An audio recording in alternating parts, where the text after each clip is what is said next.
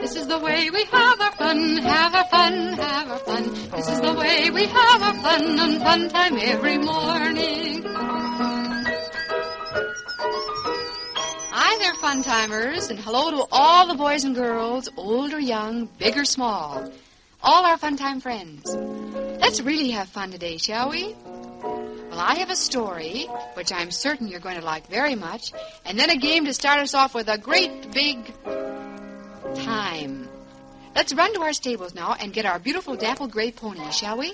And get all set to go for a fast ride around the country. Now remember, you must put the saddle on him, and we're going to fly over hill and dale just as fast as we can, galloping, galloping, galloping across the hills. Now here we go. Hang on to your horses because we're going to gallop fast. Here come three dukes a-riding, riding, riding. Here come three dukes a-riding, prancing, prancing, tan-ta-da-ra. Galloping, galloping, round we go. What are you riding here for, here for, here for? What are you riding here for? Ransom, pransome, tan-ta-da-ra. Once more, turn around the other way, Funtimers. Around the other way. I think that I'll take this one, this one, this one. I think that I'll take this one. Ransom, pransome, tan-ta-da-ra. Oh, good. Ho there, Funtimers. Oh, that was a fast ride. I almost lost my breath, didn't you? Well, I think we'd better sit right down now for a little moment and hear our tale today of a very lovely girl and all the difficulties she got into. Are you listening? Now, prick up your good ears because I know you're going to like this story. It's called The Story of 12 Months.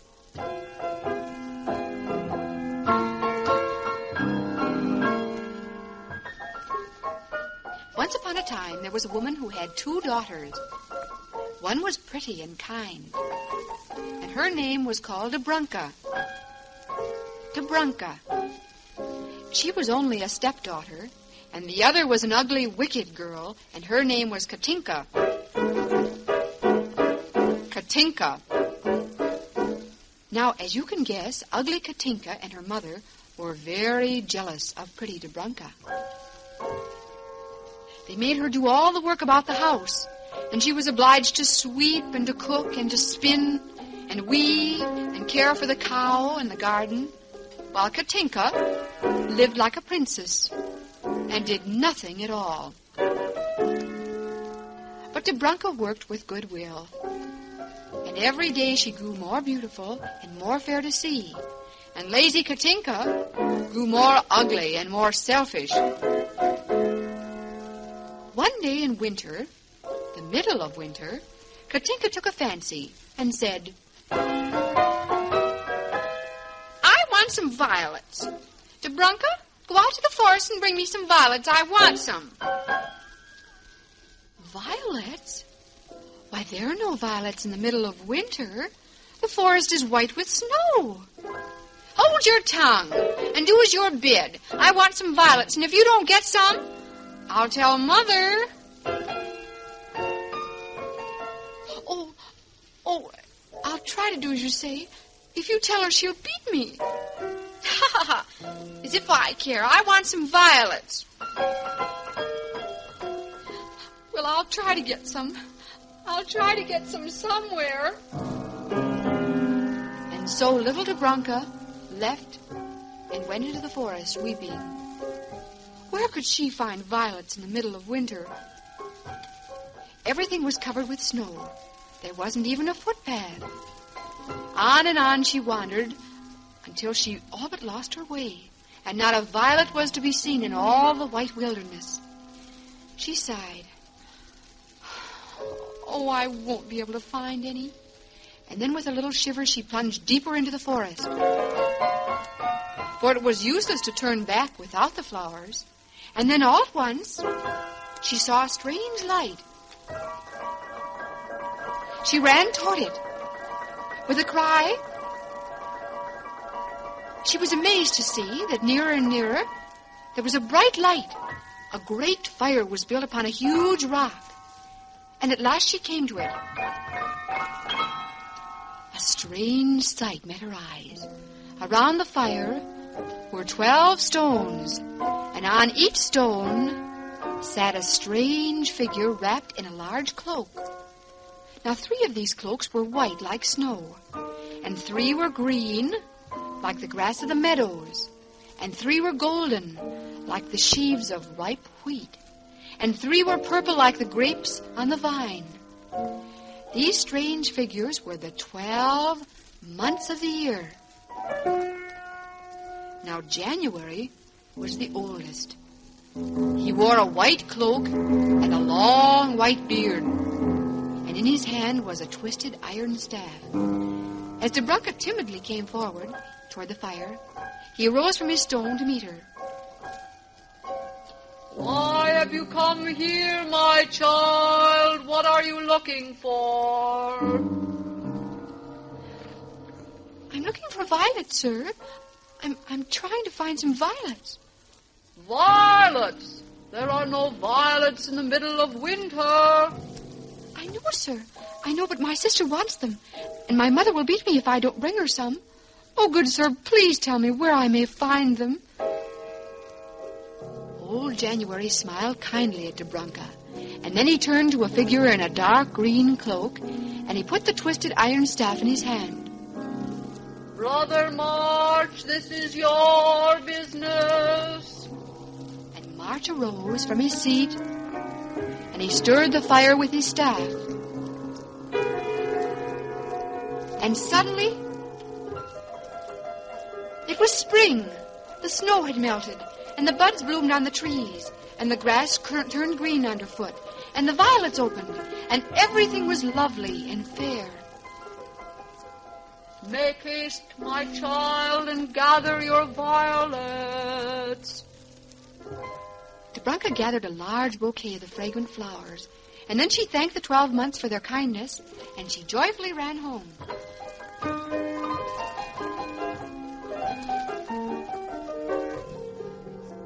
But wicked Katinka, instead of being pleased, turned up her nose and pretended not to be the least bit interested. I suppose you found those violets growing in the forest.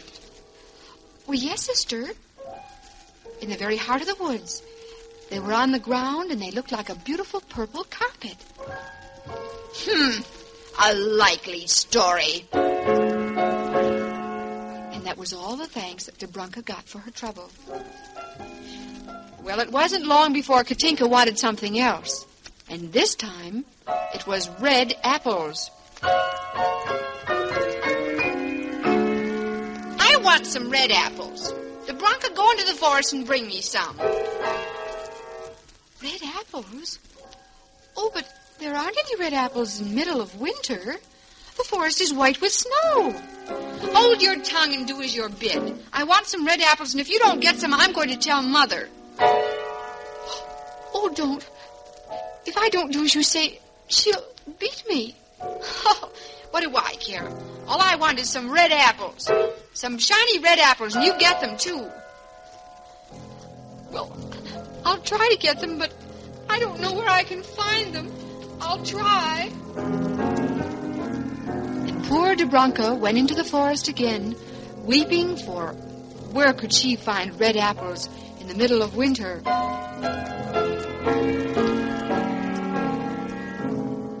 Dobrunka hastened on. She suddenly thought of the 12 months. Perhaps they could help her. As she hastened through the forest, once more she came to the fire of the 12 months. She came up to the warm fire, and January came up to her with his twisted iron staff in his hand. He rose and met her. Are you here again, child? Yes, sir. My sister has sent me out to find some red apples. Red apples? There are no red apples in the middle of winter. I know, sir. But if I don't bring her some, my mother will beat me, and... Oh, sir, please tell me where I could find some red apples. Old January smiled very kindly at Dobrunka, and then he turned to a figure in a purple cloak, and he put the twisted staff in his hand. Brother September, this is your business. September rose, and he stirred the fire with the staff. And suddenly, the flames arose, the snow melted, and there stood before her a beautiful apple tree filled with red fruit. Haste, my child, and shake the tree twice.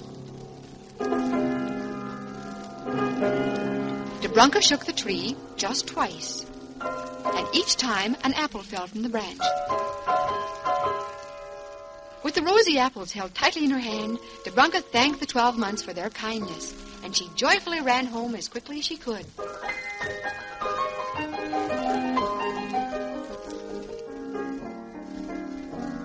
But wicked Katinka, instead of being pleased with the red apples, turned up her nose and wasn't the least bit grateful.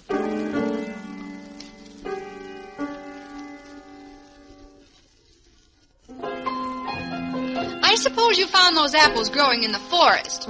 Think you're smart. Yes, sister, in the very heart of the woods. There was a tree that had red apples on them, as red as a cherry tree in July. A tree red with them?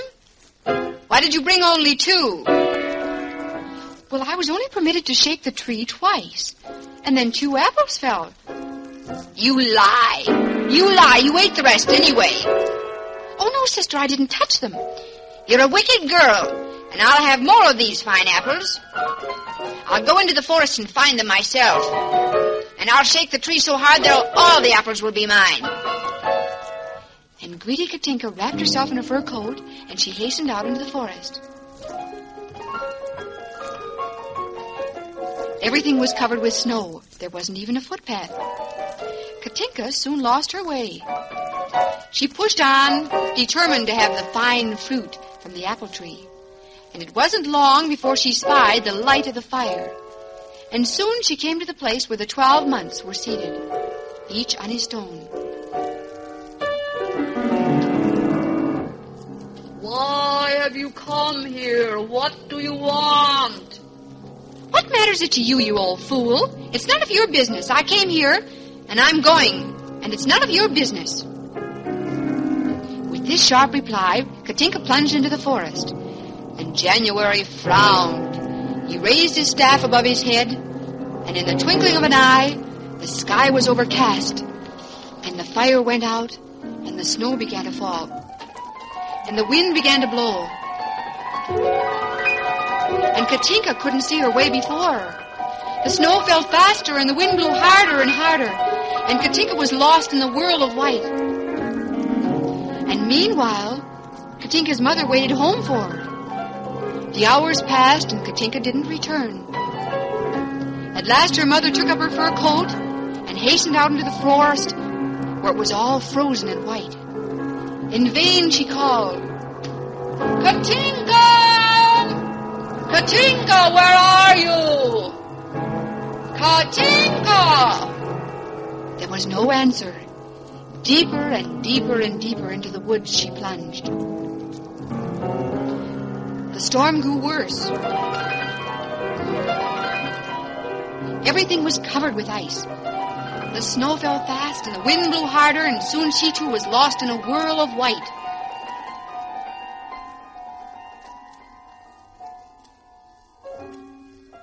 Dobrunka waited at home throughout the evening, and then she stayed up all night, but no one returned. In the morning, she took her wheel, and she spun a whole distaff full. There was still no news, and the sun was shining through an icy mist, and the ground was covered with snow.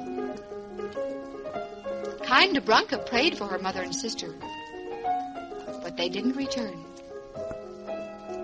They were lost forever in the forest. So Dobrunka became the mistress of the house, of the cow, and of the garden, to say nothing of a piece of meadow nearby.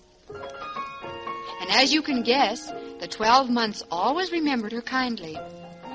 More than once, when the north wind blew very fearfully, and the windows shook. Old January stopped up all the crannies in the house with snow so that the cold couldn't come in. And Dubranka lived to a very good old age, and she was kind and happy. For the saying goes, she had winter at her door, and summer in the barn, and autumn in the cellar, and she had spring in her heart. And that, boys and girls, is the end of our story of the 12 months. It's a good story to remember when we feel ugly and spiteful and rude like a Tinka, don't you think? I wonder if some of you could guess the months that we didn't mention. We thought of March and of September. What are some of the other months? Can you guess them? If you can, I'll take you for a surprise ride. There's April, and there's February, and there's July, and June, and October, and November, and December, and we forgot one. What one did we forget? We forgot May. But you really did a fine job of guessing there, Fun-Timers, and I really think that you deserve a ride. And we're going to go for a train ride around the country. A train ride, a fast train ride around the country. So you're going to move your arms back and forth and up and down, just like the wheels of a train. You're going to make train sounds as you go chugging down the road. Here we go. Pull the whistle cord. All aboard!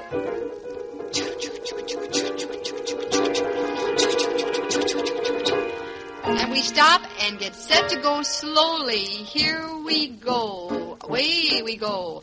Toot, toot, toot, toot, see how we rush along. I am an engine with a busy crew. Hear the bells a-crossing, ting, ding-a-ling-a-ling. I sing, choo, choo, choo, choo, choo. Round the other way, around the corner. Toot, toot, toot, toot, the wind flies along with me, singing its song of happy glee.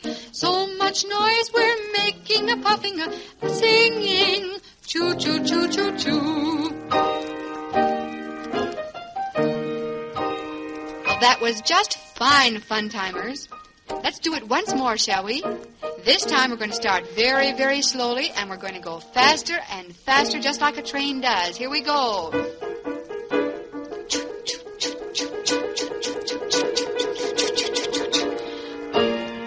Now pull your whistle cord, and here we go.